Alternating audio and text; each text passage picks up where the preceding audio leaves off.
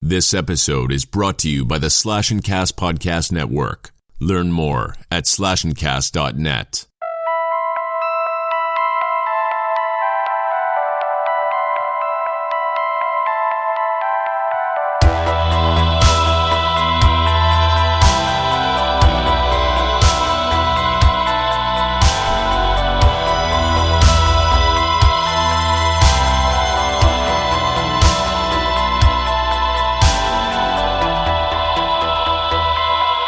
Welcome back to the Crystal Lake Soldiers podcast. My name's Isaiah, joined tonight, as always, by Mark, Sean, and Ted.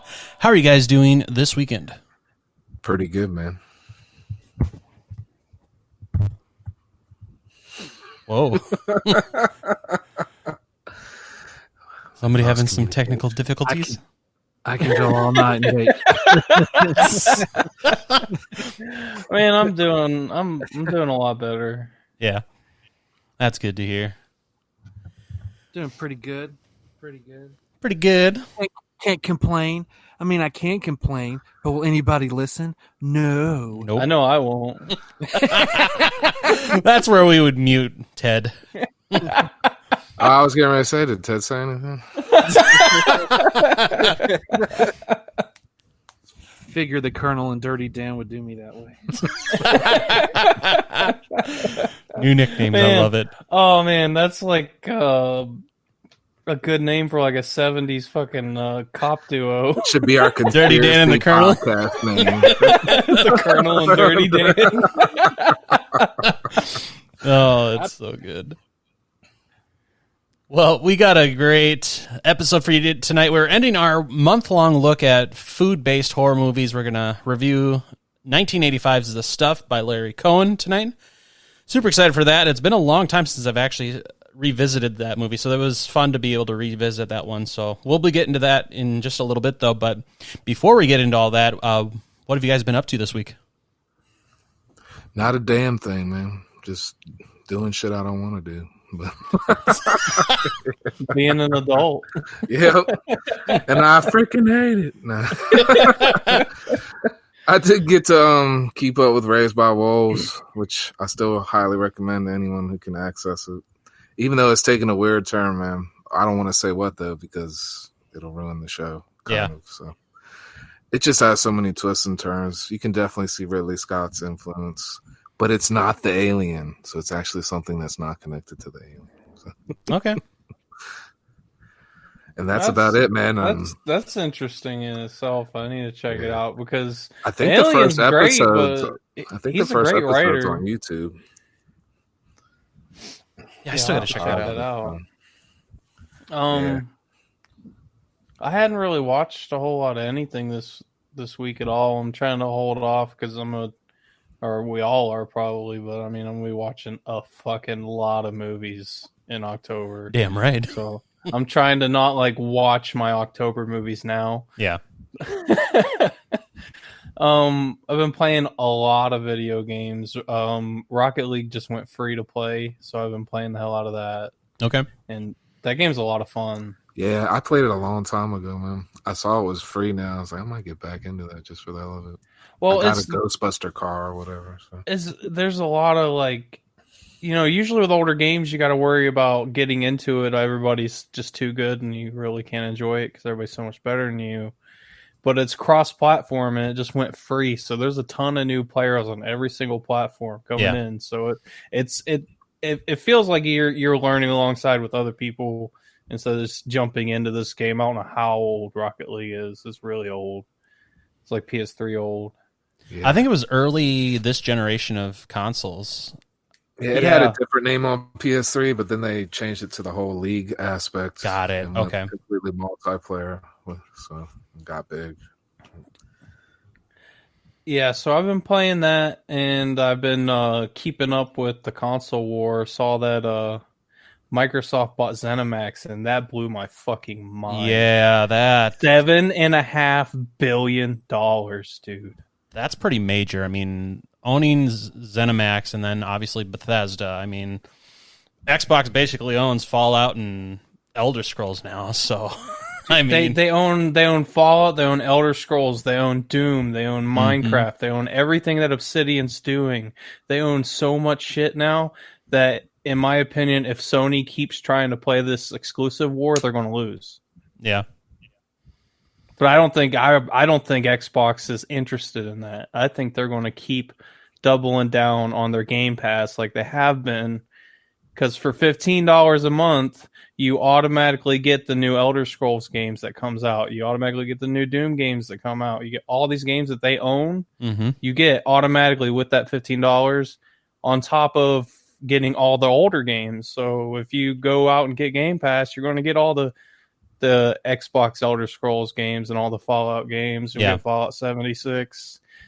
I think that's what PlayStation needs to compete with, because, I mean, Spider-Man Miles Morales looks great. God of War Ragnarok is going to sell a lot, but I don't think they can compete with Elder Scrolls or Doom or Fallout. I really don't.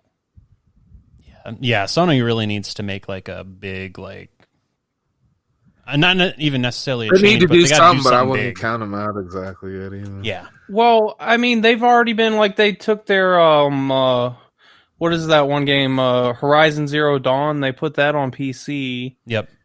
And then they put Death Stranding on PC. We might be seeing an end to console exclusives in the next few years. That's Which what is what I'd that's rather been see speculated anyway. about a lot too. I mean, I think at the very worst, because people are worried that Xbox is going to go exclusive with Elder Scrolls and Fallout.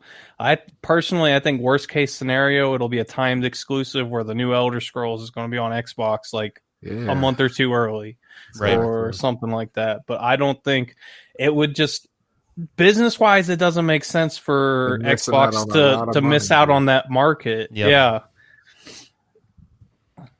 It's a big market too, especially for those games. Xbox would be making a horrible mistake if they didn't put it on other consoles, for any new Fallout or Doom or Elder Scrolls games. It would just be a total missed opportunity, like you guys were saying. So. Right. And you got new things that are coming, like Stadia's getting a lot bigger. Mm-hmm. A lot of people are getting into Stadia. Now Amazon wants to do their own thing. So that's a huge market. And it's hard to contend with these franchises that have been loved for so long. Right. It's like trying to make a new National Football League. It's hard to do. Right. So true. It's okay. It's okay. The Rock bought the XFL. It's going to be bigger than ever. Man, I would really like it to be, because I caught a little bit of the Broncos game earlier today because I was over at Jennifer's parents' house for her dad's birthday, and the game was on, and I was watching it and I was like, man, I'm actually missing watching football. I kind of miss it because it reminded me it was fun to watch, but a lot of the things that the NFL does is just so stupid. It's just, I can't get over. It's not fun like it used to be. It's different for sure. Yeah, and then just seeing the cutouts they got in the stands, it was so funny. I was laughing my ass off. There was a lady in the stands. She was wearing her hat and her sunglasses and her face mask, and she was surrounded by cutouts. She was the only person on that shot on the camera. Like, they had other sections where like families were together and like a couple guys were together, because I think they said that Colorado, they're allowed to have 10% capacity, and it goes by state, however they do it. But it was funny. They were telling me they were watching a game where one of them had the cast of South Park as on one section of the seats.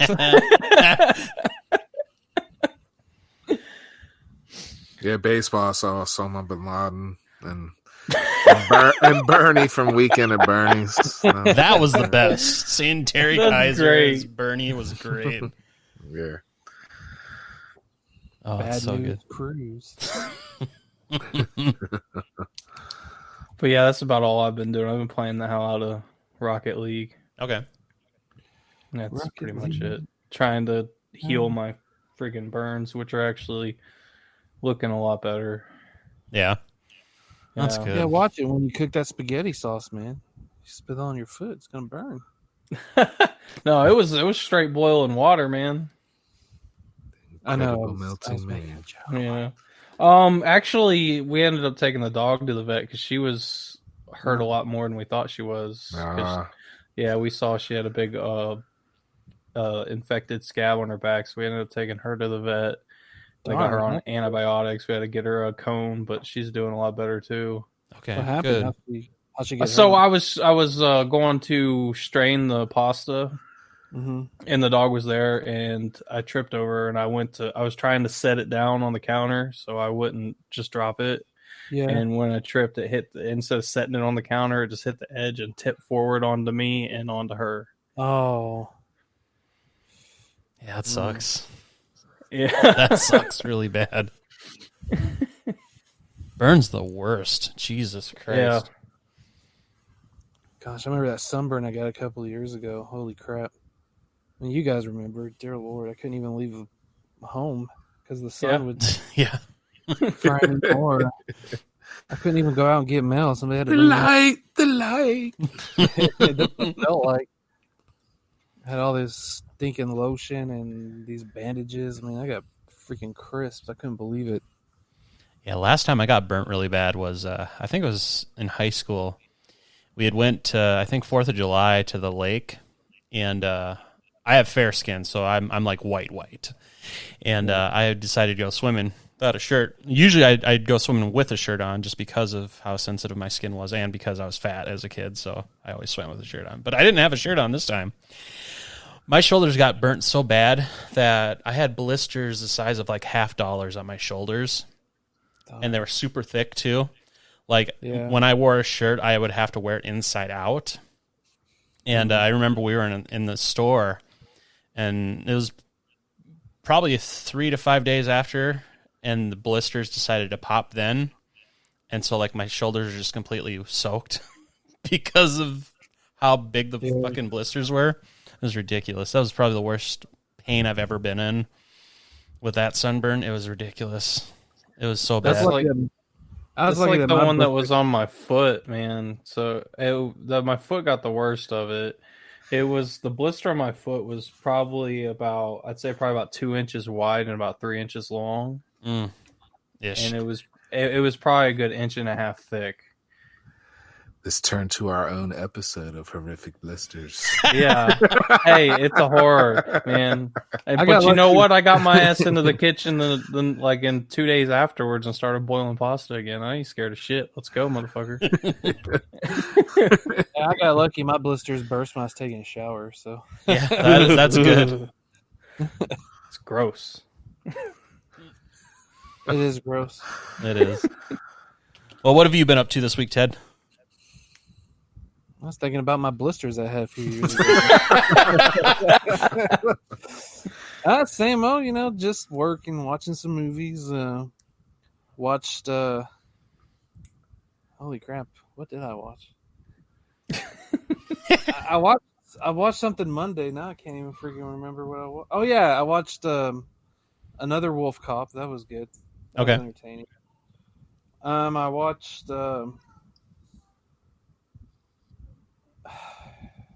I think Another Wolf Cop. I watched Spellcaster from my Vinegar Syndrome Blue came in, so I watched that yesterday. Mm-hmm. Fun movie, really like it.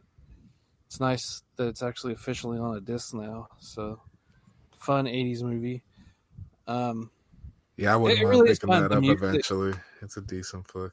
It is the I mean, it's so 80s. The music, it doesn't take itself seriously. The characters are funny, fun. I really like the premise of it, where these people win a trip to a castle. It's a Charles Band movie, so of course it's his own castle. Right. I love the castle, man. It's a rock contest. They have this a rock and roll superstar. It's basically what do you call it? Like American Idol. No. I'm messing with It's like a not hide and seek. They have to search for a check for $1 million. Whoever finds the check first gets it. Treasure hunt. And, treasure. Thank you. Gosh, treasure hunt. It's like Okay. a rat race. Rat race is what I was going to say too. Yeah. Yeah, but the rules are they can't leave the castle. They have to stay in the castle, and then people start dying supernaturally in supernatural ways, and it's cool. It's just a fun movie. The rock and roll chick, played by Bunty Bailey, she's freaking alcoholic, and it's hilarious. She's such a freaking stuck up jerk. She's drunk all the time too.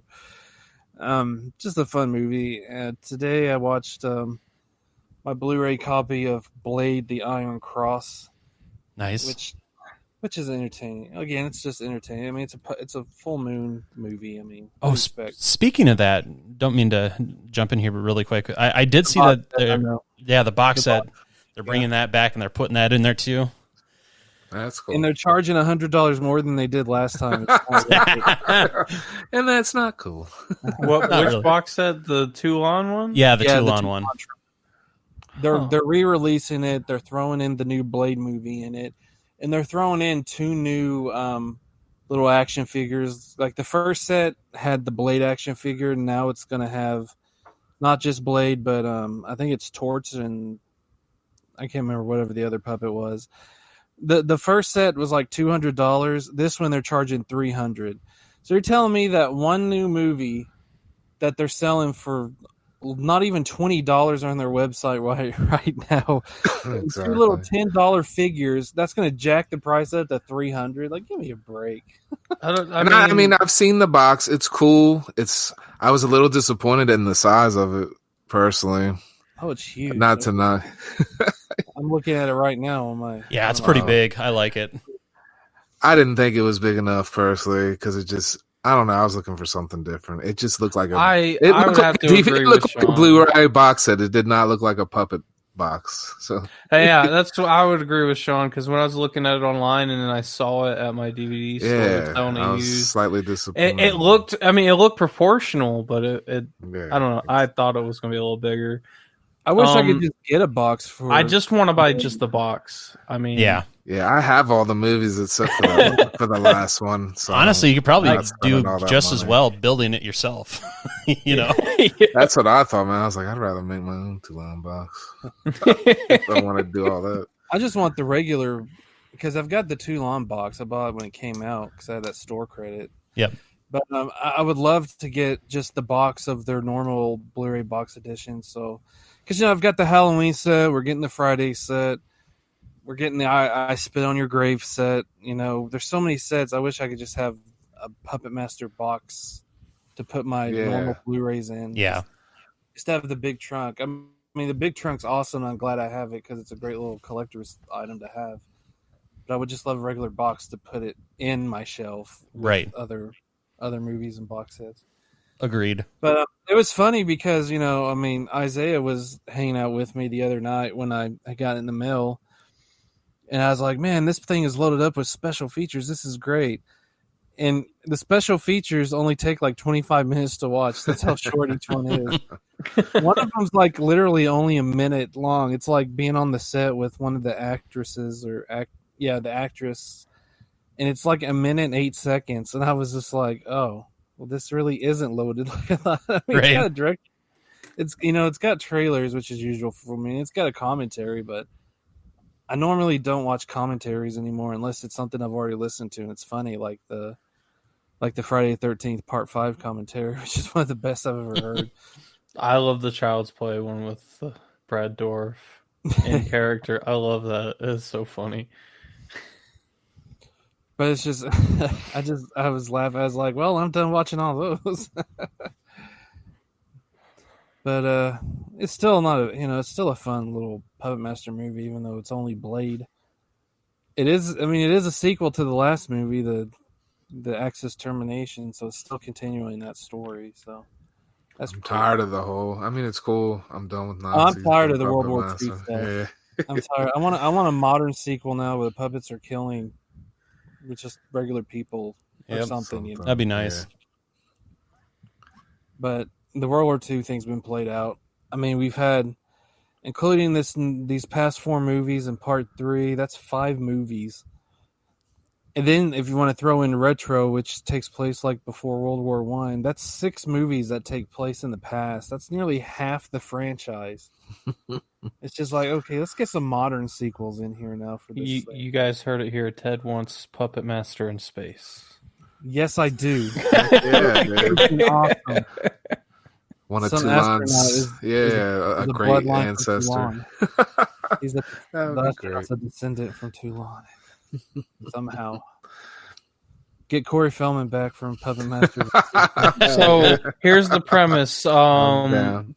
So somehow the puppets get locked in some kind of container, and somehow they end up in like a time capsule where they buried in the ground, and they're supposed to dig it up.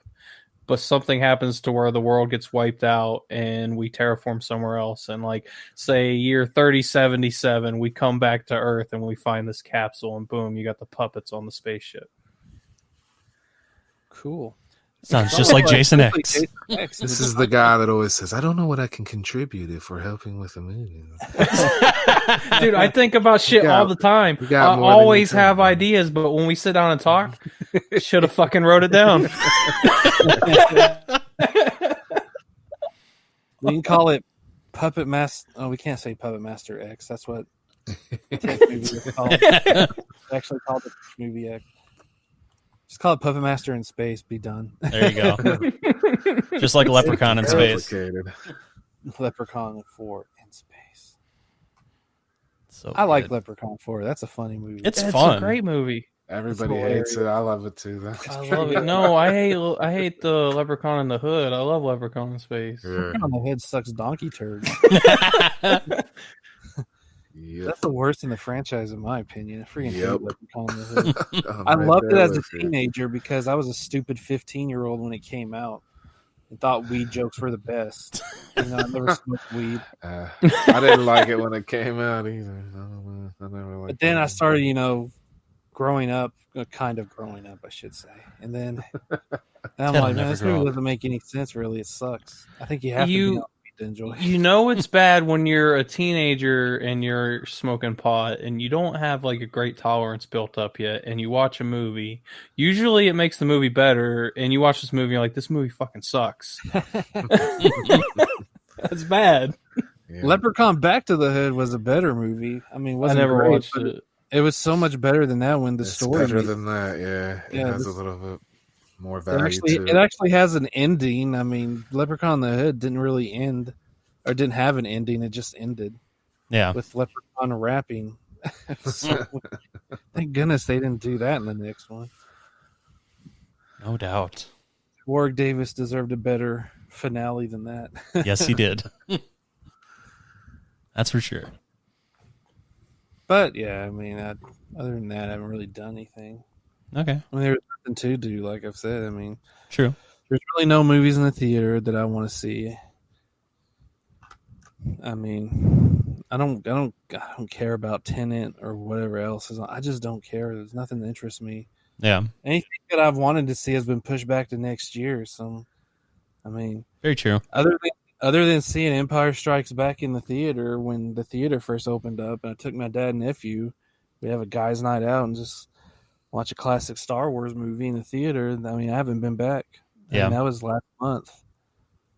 'Cause Okay. There's nothing. For $150, you can rent an Alamo out, man. Yep. Which actually would But be what- kind of fun. Well, from what I hear, though, it also requires at least 150 Yep. in food order, and everyone has to buy their individual tickets as well. Yep. So. Well, that But- sucks even more complicated. But if you got money, man, I guess you could have fun renting out a theater. Be one way I Feel can like celebrate Elvis. selling my Always makes me house. think of Elvis. But I can watch Elvis on YouTube. That's Fat right. and skinny Elvis. That's right. Well, my week was kind of it was kind of nice just to relax this week because I've been kind of go with moving and everything and getting my house ready to sell. I took this week and I didn't do a fucking thing. I played a lot of video games, a lot of Fallout 76, a lot of Tony Hawk Pro Skater. And then other than that, I last Sunday after we recorded, I ended up watching the first 3 Karate Kid movies, and then I watched the next Karate Kid the next night.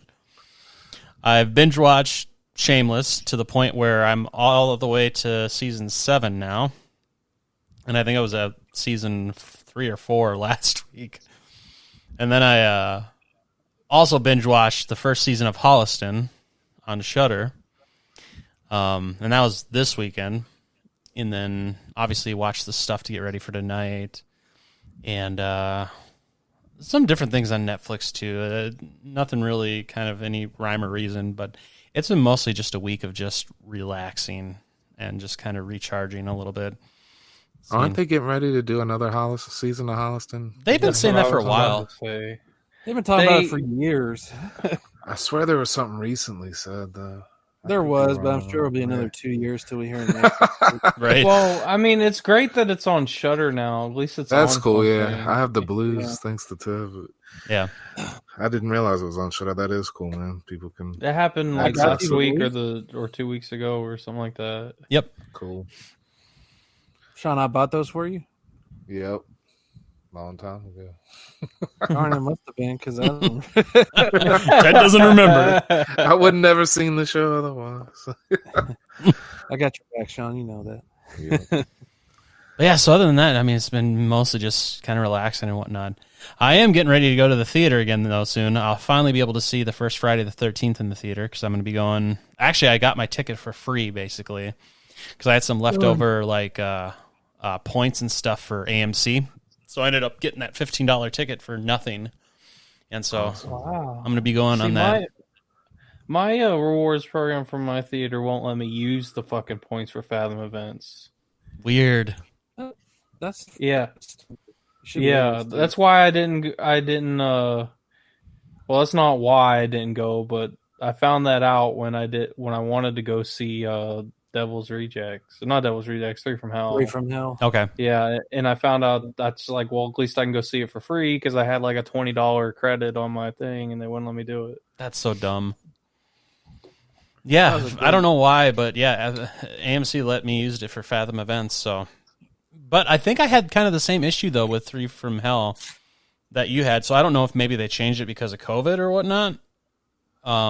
So I mean, it might be something to be worth looking into maybe, because yeah, I was trying to use a certificate with 3 from Hell just because I didn't want to shell out $30, and I couldn't even use that. So they may have changed some stuff. Or different theaters may have changed some stuff just because of COVID and everything. So it could have been the deal they had with 3 from Hell too. Whoever released that. True.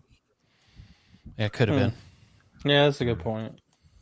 But I'm super excited for that though, just because now I've seen the first Nightmare on Elm Street in theaters, the first Halloween in theaters, and now finally the first Friday the 13th in theaters. So I'm on my way to being able to see some of these movies in theaters that I've wanted to. Now, if they can just pull that Halloween marathon that they're doing into theater around here, because I haven't seen anything pop up for the first, 4th, and 5th movies. So it'd be nice if they can get that going around here too.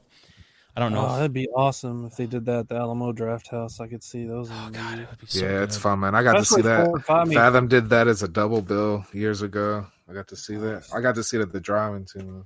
Yeah, fun. 4 is my favorite. I would love to see that in the theater. Yeah, man. I saw a drive-in in Indianapolis is not only doing the first, 4th, and 5th, but they're throwing in the second one too. So they're doing a 4-movie marathon of basically the first 4 movies with Michael in it. So I thought that was kind of cool, and that would have been fun to go to. It would have been a long night, but it would have been a lot of fun to go to. That's for Stuck sure. on that Halloween 2 hater. I love Halloween too. Yeah, same. Yeah, dude. It's one That's of my favorites. favorite. It is my favorite. I love it. I'm always going back and forth between 1 and 2 in my slot. That's why I kind of just. 1 gave me What the nightmares. heck? I mean, 2 gave me nightmares as a kid. Yeah. So it's just a powerful movie to me. Yep. Yeah. Yeah, I mean, Halloween 2, I think I talked about this last year when we were talking about the Halloween movies a little bit when we were ranking them. But I think Halloween 2 was the first one I ever saw, and it scared the shit out of me as a kid.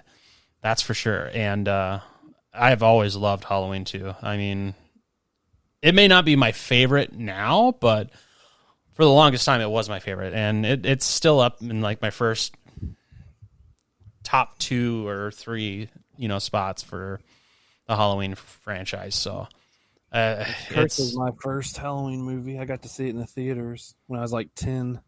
Yeah. That scared the crap out of me. For a little kid, all that flash editing and stuff, man. Yep. I was just like, what the heck is this? I was like already freaked out from the first frame. It's like, Michael, don't hurt me.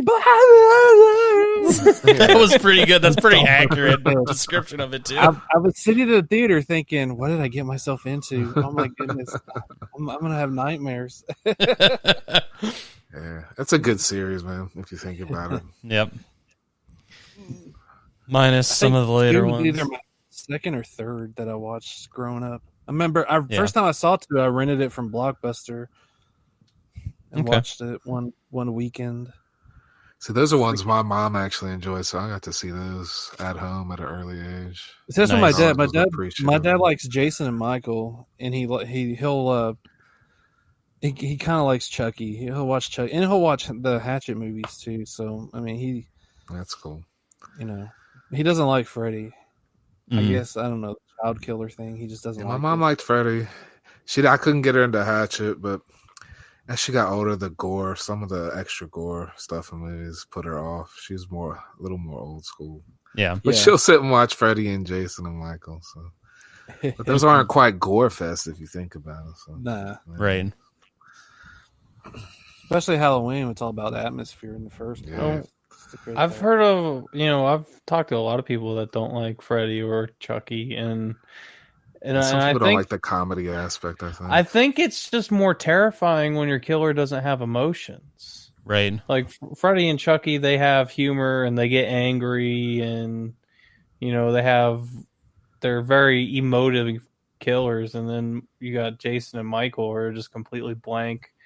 They don't have an apparent motive. It's just you can't reason with this monster is what it Yeah. It makes it more terrifying. I let Freddy slip into one of those so-called not scared of them dreams and see how not scared they are anymore. I say the same thing about I was thinking about this week, just like people always make fun of Jaws now because the shark looks so fake. I bet you if you're in the water and that fake shark was just coming at you, you'd be damn freaked right. out. I was like, you talk big through because you're seeing something through a TV screen or whatever. But you know what? If you were in the water and that thing was coming at you, the exact same design, you would be freaking crapping your pants. Yeah. Last time I was in the ocean swimming, something hit my foot. I didn't even look to see what it was, and I got out. So it could have been seaweed for all I know. I always hated arguments like that because people that are like, "Oh, well, that shark looks fake," and then they'll go and turn around and be like, "Avatar's the best movie ever made." Are you freaking kidding me? You heard it here too. You heard it here first, folks. Mark is predicting a $4 billion box office for Avatar 2. Coming 2022. Fuck that movie. I don't know. Honestly, I don't know if there probably is if I sat down and think about it, but I don't know if there's a movie in the past 20 years that I hate more than Avatar. I fucking hate that movie so much. Yeah. I just don't say anything. I know y'all hate it. I don't hate it. I'm not saying it's the best movie, but I don't hate it either. So.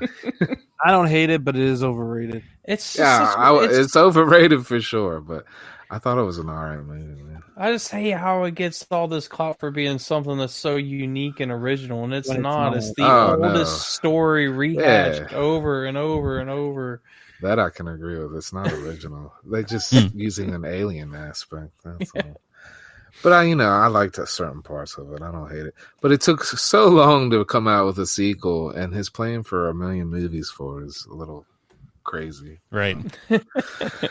James Cameron is so progressive that he made a movie where a white person has to save blue people. Oh man. Oh man, I mean, he gets a lot of hate too from a lot of people. it's because it's anti-Republican. Why aren't they red people? And I mean, him as a person may not be my favorite guy, but I don't care what anybody says. He's done some pretty good movies. So. Yeah. I don't Yeah. know. Oh yeah, absolutely. I know he could probably come off as like arrogant, Yeah. and maybe he does. I don't know. I really never really got that from him, but I don't watch a lot of interviews with him in the first place. But I like, even the stuff he hasn't directed. I mean, I liked his stuff on like Galaxy of Terror when he worked with Roger Corman. Yeah. I mean, he was a good set designer. I mean, that Galaxy of Terror looks amazing. Yeah.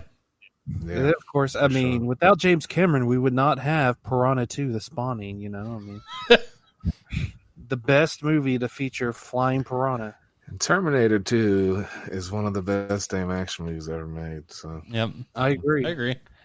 I would throw down and say it is the best damn action movie ever made, but that's my opinion.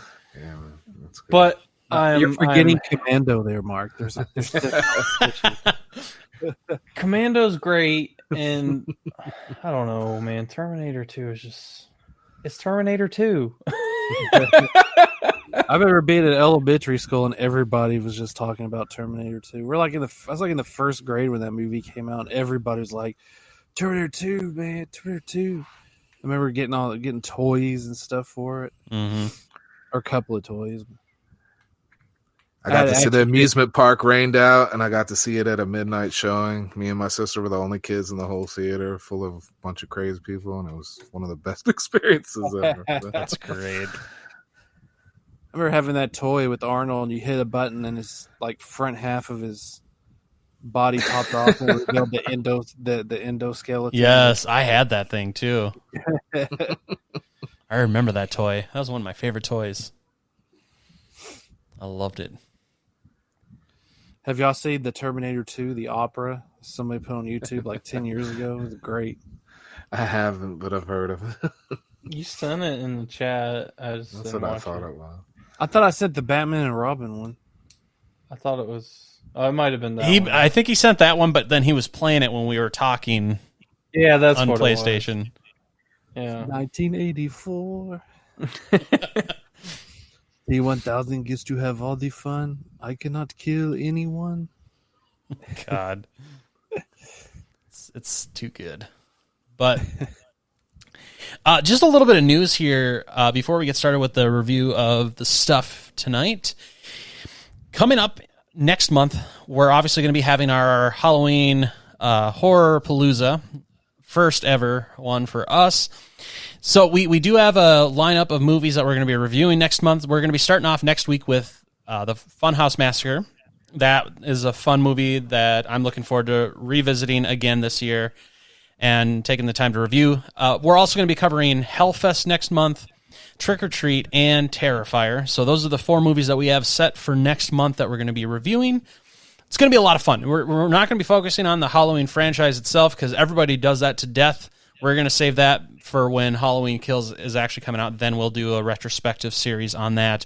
So we're going to focus on Halloween-themed movies that are not a part of the Halloween franchise. I'm super excited for it.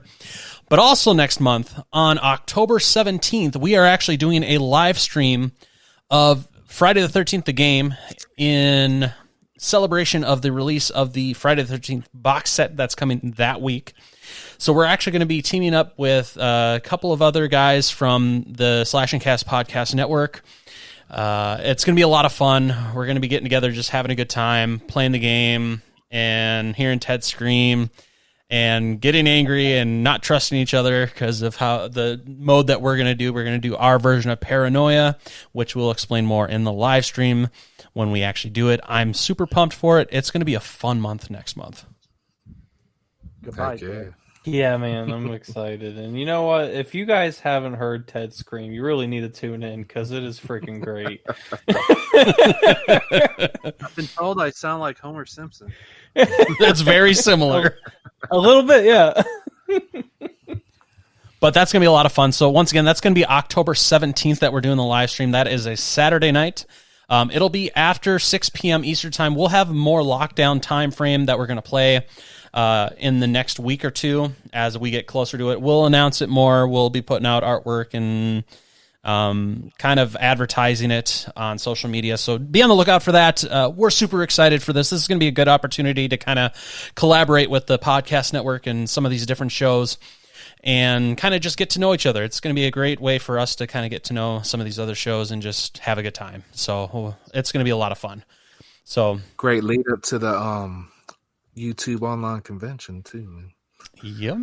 That is for sure, which is something else that's going to be fun to look forward to this next month as well. So the Slash and Cast Podcast Network is putting out like an online convention. It's going to be a bunch of the different shows doing episodes for it.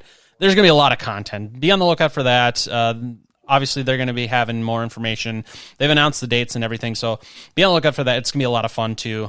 There's just going to be a lot of stuff next month that's going to be able to keep you occupied and keep you spooky for, the whole month of October in celebration of Halloween. It's going to be a ton of fun. But with that being said, are you guys ready to review the stuff? Yeah. All right. Yeah. Let's take a look at Larry Cohen's The Stuff. The stuff is here now. Great new day sensation. Light and free now. Gives you elevation. Enough is never enough. Enough is never enough of the stuff. The stuff, the taste that makes you hungry for more. The stuff, taste that delivers.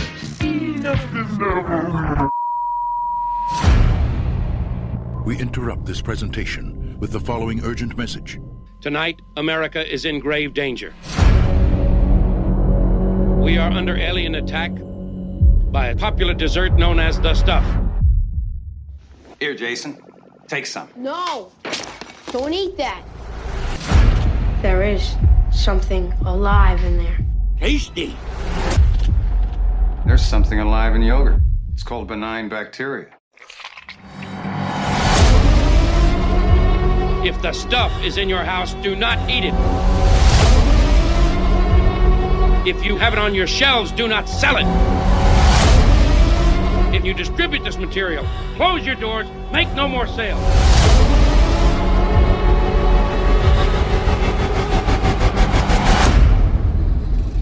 Enough is never enough.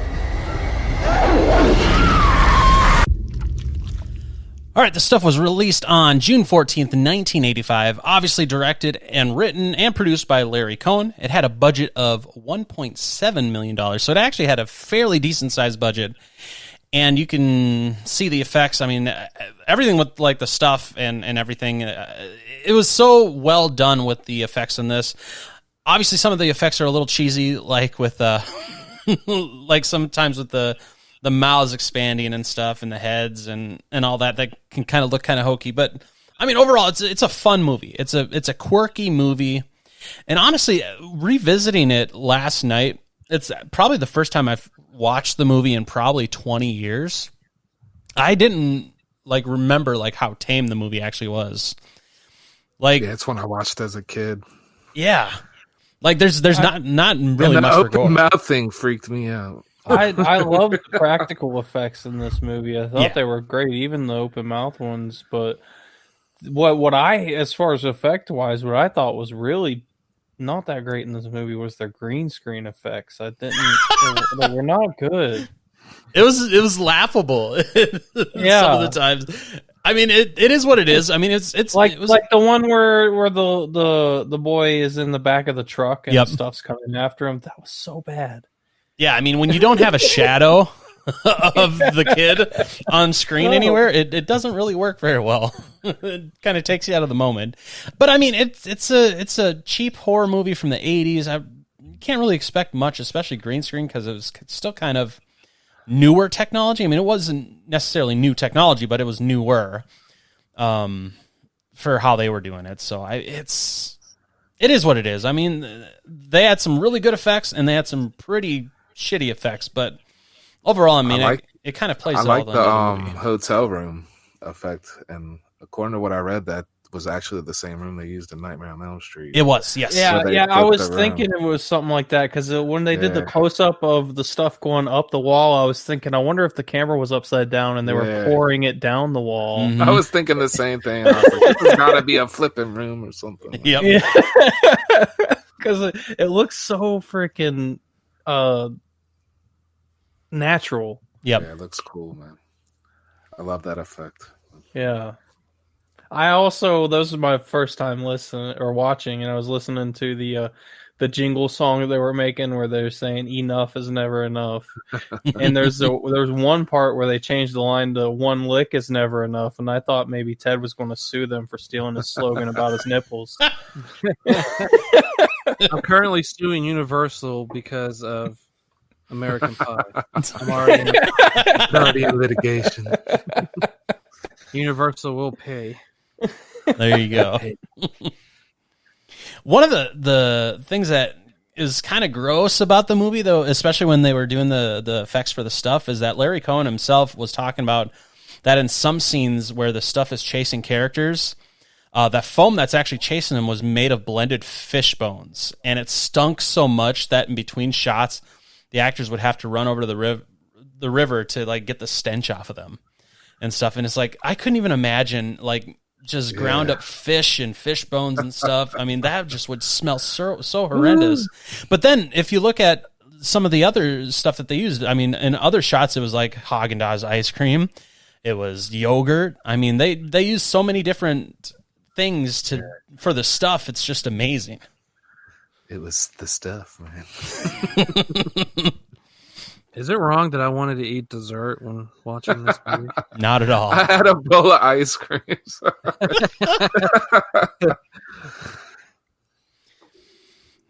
I do kind of like that with this. Larry Cohen kind of went kind of the whole like underlying theme like Romero would always do with like his Dead movies, where this one, just like Dawn of the Dead, was focused on consumerism and how the country is like has all these damaging products that are being sold and all this other stuff. So I mean, it's a good way to bring forth that kind of underlying thing, because I mean, it's very, very true, especially with the whole consumerism thing. And I love that aspect of the film. It made me think, like, not remake it, but that's something that someone should touch on again in the film, man. Like, agreed. Yeah, I agree, man. That's probably my favorite part about the whole, just the idea of the film, because it's just, it blows out of proportion, but it's shows is very true in the movie and in real life, that we're all slaves to consuming shit. It's like 2:30. He's like 2:30 in the morning. They're still coming. I thought, man, that's every McDonald's and Denny's and KFC. It's so true. What are your thoughts? My favorite part of this movie is Mo Rutherford.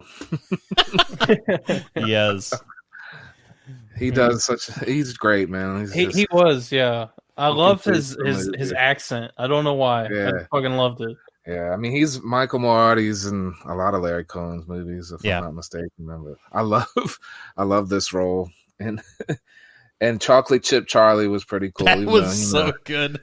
I forgot he was in the movie. Honestly, I don't know why. Yeah, it's because he was in it and he seemed like he was a big player, and then he was gone. Yeah, then he's gone until the very end. I actually was reading Arsenio Hall was the original guy Cohen wanted for that role, because Arsenio was like an up and coming guy. He thought he was going to be a big star or some shit, but the studio wanted Garris. So yeah, I think he was the perfect fit for it. It would have been different seeing Arsenio in the role. Yeah, I don't think it would have worked, man. I don't think so either. I don't think so either. And I love the little, I don't know if anybody caught it, where she says, "Where's the stuff?" That was actually the same lady that did "Where's the beef" in the Wendy's commercial. I did catch that, like, this time watching it. Obviously, when I was younger, I didn't really catch on to it. But yeah, definitely this time, I definitely noticed that. That was great. Carla something, I think is her name. Yep. Ted, what are your thoughts? Well, this was a short review. You're already going to me. We'll come back to that. I like it. I'm a fan of Larry Cohen. I always have been. I love his movies like Q, The Winged Serpent.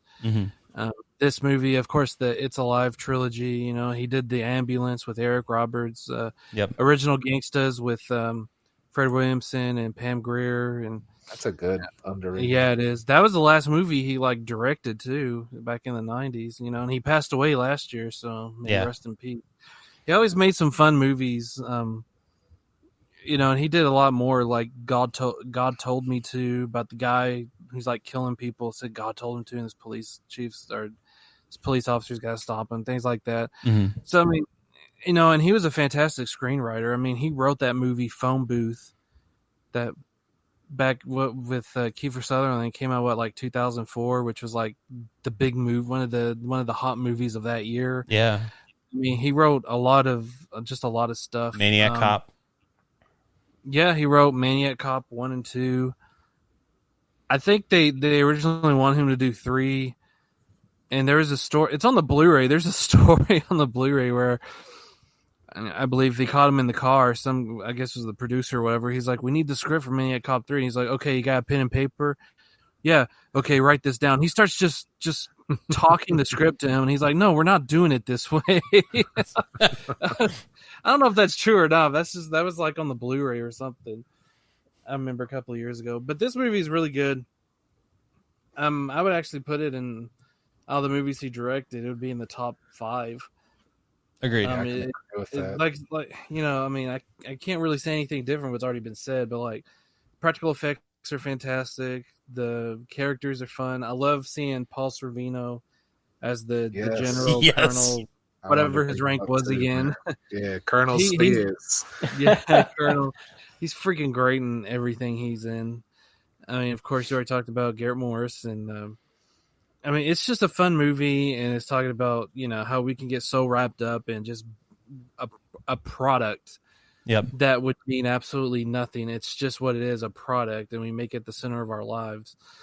And it's just and he did it in a way where it's not pandering, because I hate pandering. Yeah. When a movie or TV show or whatever piece of media panders to me, I freaking hate it, because it's lazy and it's insulting. And he does not in his movie. Yeah, and his movies don't insult you. His movies are meant to entertain. You might have a message in there, but it's a monster flick still. And what it is, the stuff is the monster, and you got to get away from the stuff. So, I love it. It's very entertaining. You know, I bought it on Blu-ray a couple of years ago from Arrow. It's a great Blu-ray. Yeah, it's one of his best movies that he ever made, in my opinion. How about Danny? We didn't bring up Danny Aiello. Yeah. Oh, Danny. Scared to death of his fucking dog. The huge beast that it was. But... that was pretty good. Another scene I wanted to bring up, man, was in the grocery store when the kid is like, he just had enough and was like, that was so funny. On the floor and starts destroying the whole place. I fucking love that kid, that man. Great. Hell yeah, dude. He was great. He's like, he saw through the shit. He didn't care what you told him. I saw that shit move. I'm not eating that shit. Even at then, he's like, he's not a kid anymore. He's seen it. Yeah. Well, he gets when they're in the tanker truck and they get pulled over, and he's like, "What, are you going to frisk me or something?" That has a great line too when he's like, "Your hose is loose," and Moa's like, "Are you going to cite me for indecent exposure?" God, the writing in this movie is great. I mean, the dialogue is just so good. I mean, just everything with the dialogue is just great in this movie. And it's like, the other thing I like about it, because I touched on a little bit about how it's kind of a tame movie. I mean, it doesn't even, I don't even think there's really any profanity in the movie. There's not a lot of gore either. No, I mean, there isn't much of anything, but it's still just a fucking entertaining movie. It's just so good. You could watch this with your kids for sure. Yeah, I was gonna say it's a good one for the family. Yeah, good family flick. Good family starter horror movie. Those kind of things, right? Yeah, I mean, between the little to no profanity, no real gore, no TNA, in the movie. I mean, it's a really good like entry horror movie, honestly. I mean, because the story's good, the writing's good. I mean, everything about it's good, and it doesn't need all that extra shit that a lot of movies will just throw in, especially nowadays, just to kind of get asses in the seats. You know, it's just good. There's just something about good writing and like a good story just being brought forth, and the visuals are good. I mean, overall, everything with this movie is great. I fucking love it. It's just so good. And I like how. I'm sorry, I didn't mean to cut you go ahead. I was gonna say I like how it's got like there's the scene where they're in the diner and he's trying to like find out who's pretty much been contaminated. So he asks, do you have any of the stuff? And they lie because they got a whole bunch of it in the back, and they all know. It's got that feel of like John Carpenter's The Thing. Yep. Where you don't know who you can trust, and I just love that Stuffies. Yeah. I like how I call them stuffies. Yeah, the whole paranoia aspect I love. Yeah. That's why The Thing works so well, just that isolation and the paranoia. Yep. That's why it's my favorite movie of all time. I love The Thing. Next week we're going to review The Thing. No, I'm just kidding. Still going to watch it. Shit, I plan on watching it next month. Oh yeah, it's in it's in my rotation every October. I'm going to watch some new movies I've never watched before, and I'm freaking going to watch The Thing. I know you don't want to, but you should watch the prequel to The Thing. I don't have it. I've never seen it, so I can't. I know you have. I kind of don't want to because I like a little mystery. Like I don't need to know what happened at that other base. It doesn't. It's kind of like that's my problem with like Prometheus and stuff. Prometheus is a good movie, but I hate that it's tied into the Alien universe. I wish it was its own thing. Yeah, it could have been fine without being tied to the. Yeah, because I'm like I've always liked the mystery of not knowing who the giant skeletal alien thing was in the first movie. Mm-hmm. I didn't need to know that. I like what some things should just be left alone and left to people's imaginations. But it's honestly, like this prequel to The Thing doesn't really like take away like that. Though I don't know how to explain. Like it's its own thing, but it doesn't. It's not any more revealing. You still don't know what the fuck the thing is. Right. I mean? That's not what I mean, though. Just the events that happen. Yeah. Yeah. And then, and I just think like nowadays, or these days, excuse me, bad grammar. These days, people are just spoon fed everything. Like, okay, this is what happened on the first day, and then the second day. And I just give me a little backstory, like something bad happened, and now let's move on to what we're doing now with this story. I don't need a prequel or whatever to tell me the backstory of this one thing. Right. I don't care. I have something in my head that makes sense to me. I don't need Prometheus or any of that. And again, I'm not hating on Prometheus. I think it's a good movie. It's just that tie-in to the alien, like the engineers. They're the ones that was the dead alien thing in the first movie in the spaceship. I was like, I didn't need to know that. I didn't want to know that. I always wanted that to be a mystery. And I know Ridley Scott for decades wanted to tell that story, but right. I'm just like, it's a story that I don't think really needed to be told, or it didn't have to be, like I said, didn't have to be tied into the Alien franchise. But right. And honestly, I think that all kind of plays into how everybody nowadays just wants so much from everything. Like, it just can't be a simple story like this movie is, where it's a simple premise. There isn't much backstory to it. You just know that there's this product that's being sold, and then some weird, funky shit starts happening. But no, I can agree with that. Some things are overdone, but certain subjects, sometimes I don't mind them digging a little, man. But right? That's just me wanting to hear more. I'd rather a prequel than a remake. Yeah, of just about anything. I'd rather just leave something as is. Right. I can agree with that too. But I was just saying, if it was one or the other, I'd probably rather have a prequel. I mean, if this movie was made in the present day, we'd have this whole origin story where everything would be overly explained, and just like, it'd be like a 2.5 hour freaking movie at this point. It's just like, can't something just be an hour and a half, and you'd be entertained. 2.5 hour epic. Just have too much. This in. movie is perfect as a standalone film. I don't really see the need for a sequel to the stuff or a prequel. Or anything. Just leave it The as taste. I mean, we can't have the taste. I mean, I think at the very most, you could maybe get like, I don't know what kind of Blu-ray collector's editions are out for this, but maybe like an extended cut or something, maybe. Well, he does have a lot of footage he cut out to move the pace of the movie. The studio wanted like a better pace. Yeah. Okay. So yeah. From what I understand, like he had some stuff from the animator got Dave Allen, who's a famous in animations and movies. Yeah. There's a lot of footage he did that they cut out where like the stuff is walking and all kinds of things. Oh, so there's definitely a lot. They could definitely. That'd be cool to see. Yeah. Yeah, that's where special edition DVDs really come in great hand. It'd be nice to be able to see some of that stuff if it were ever to be able to. Cohen said it was like a more sophisticated movie before he cut it. That's how he put it. So. Huh. Interesting. Huh. I don't want sophistication. I want to be like this. I don't either, but I still wouldn't mind checking it out. So. All right. I like seeing the director's vision. I can't remember what's on the Blu-ray. Some of those scenes might be on the special features, though. Okay.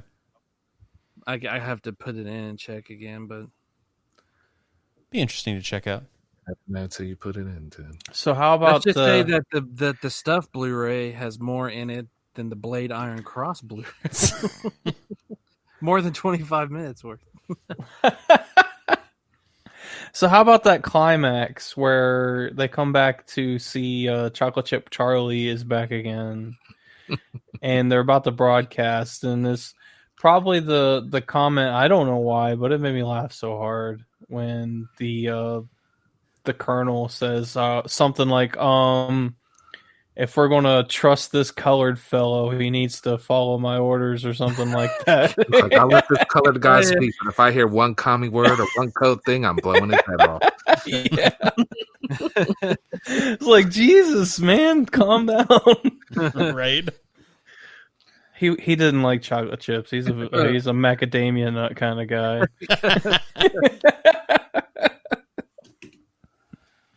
Danny Aiello, I hear, likes sugar cookies.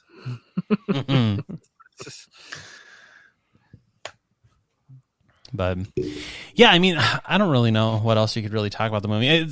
I mean, overall, it's just kind of a good movie, honestly. I mean, there isn't too much to it, which is nice because it doesn't have to be one where you got to think about it. It's just kind of one of those movies you can just sit down and enjoy and just leave it as is. You don't have to think about it. You don't have to try to ponder, what's going on or try to decipher anything about the movie. It's very, very straightforward.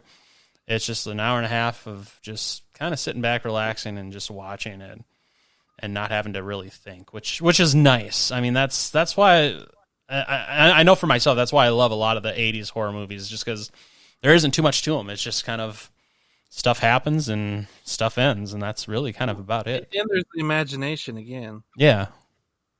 I mean, everything has to be. Things don't seem as inspired as they were back. I mean, not even like 20 years ago. Even I mean, it feels like everything's either. I mean, this sounds like a cliche saying this, but everything's like a comic book or something, comic book movie or whatever, and those are fine, right? But are we ever going to see a movie like this stuff hit theaters again? Probably not. Yeah. Probably not. But this is why I always say to everyone, then freaking change it. Someone's got to change it.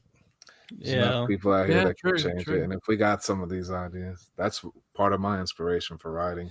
Because I get tired of that same old shit too. So, yep. Or it's just going to keep staying that way unless somebody makes fucking movies somehow, some other way. Exactly. That's why I support independent movies to begin with. Yeah, sure. Yeah, we got some things that are coming out, and that are good and they're original and they're unique and not I mean, that one as well. I'm saying not just in the horror genre. We do have some movies that are coming out on the independents, and Netflix is doing a lot too.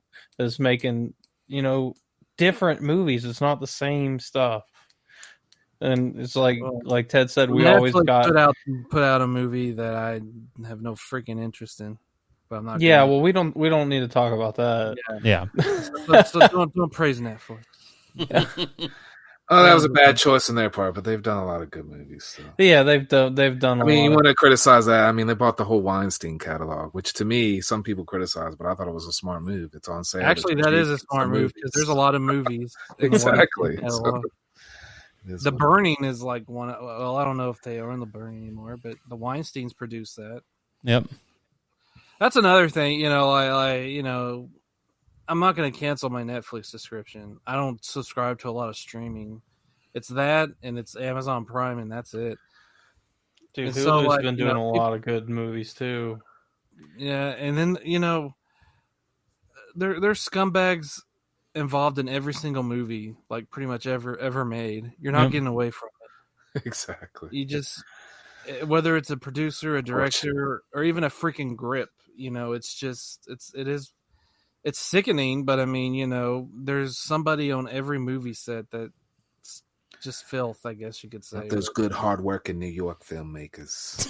Yeah, That's that West Coast crap. Nah, I'm joking. Yeah. Don't prove me wrong. I'm joking.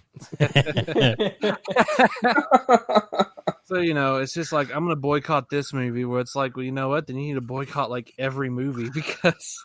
Stop watching TV. Yeah. Yeah. But to kind of finish up our discussion with this, so if you guys to rate the stuff, what would you guys rate it?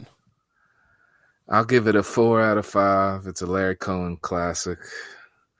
It's not what I would consider necessarily even horror per se. It's just a good kind of comedy horror satire. Check it out. It's fun for everybody. Yep. Bob says check it out. I'd also give it a 4 out of 5. It was a really great for a first view. I always love going back to watch these movies that are old for the first time because it's like I'm a kid again, watching these great cinema films that are new to me. It's not going to be a watch every year movie for me. So I didn't think it was that good, but it was really fun. So definitely a 4 out of 5. Yeah, I probably watch it maybe every 5 years. Well, Mark, that's why we did this podcast, so you can watch these movies. That's the only reason. That's one of my favorite parts, dude. He's usually one of the new ones. So. Dude, I've been having that ever since we've been friends, man. Ever since we met on Friday, you guys have been recommending movies left and right. And you know what? I don't always like them, but it's always a good experience. Heck yeah. Well, guys, I'm just gonna say this movie's like a 2 for me. No, I'm just kidding. I'm the same, 4 out of 5. If I'm comparing it to the other movies that we've done this month for this food and horror stuff, it's my second favorite behind Return of the Killer Tomatoes. Same. Not Return of the Killer Tomatoes. That's the beast that movie. So this would be my second favorite, and then Microwave Massacre would be third, and then of course Ice Cream Man's dead last. But yeah, 4 out of 5. Fun movie, entertaining. I say check it out if you can. Pick up the Blu-ray if you can, or whatever. I'm sure there's a DVD out there somewhere. I think that's what I have, an Anchor Bay DVD of. So I don't know if it's still available. I think Image Entertainment put it out a couple of years before. Yeah, I think so. Very possible. Go for it. Watch it. It's fun. Check it out. Definitely. And I'm right there with you guys. It's definitely 4 out of 5 for me too. It's not the greatest movie, but also it's a lot of fun. But I'm kind of the same way where this one is probably not one where I'm going to rewatch it a lot. I might, pull it back out in a year or two and watch it again, but it's definitely not one that I'm going to revisit all the time. But it's definitely fun. It's so much fun, and it's such a tame movie. It's like we were saying earlier, it's probably a good one for a good entry level like horror comedy. It is what it is. It's not. There's not much to it. It's a very simple story. Very good writing though, and good visuals. It's kind of got the package there, and to make it a good movie. And yeah, it's definitely probably the second highest one on my list for the ones that we did this month as well, behind Return of the Killer Tomatoes. So definitely, like Ted was saying, check it out. It's pretty good. But we would also love to know what you guys think. You can always reach out to us through our social media. We're on Instagram, Facebook, and Twitter, all at CLS Podcast.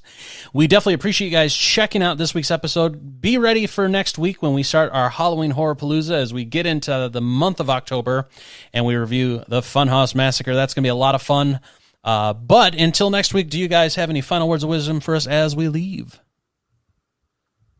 Where's the stuff? Enough is never enough. Be careful what you eat, because it might end up eating you. No, I'm serious. Where's my stuff? I think I lost something here. God. Leave it to Ted to lose something. Oh, there it is. But never mind.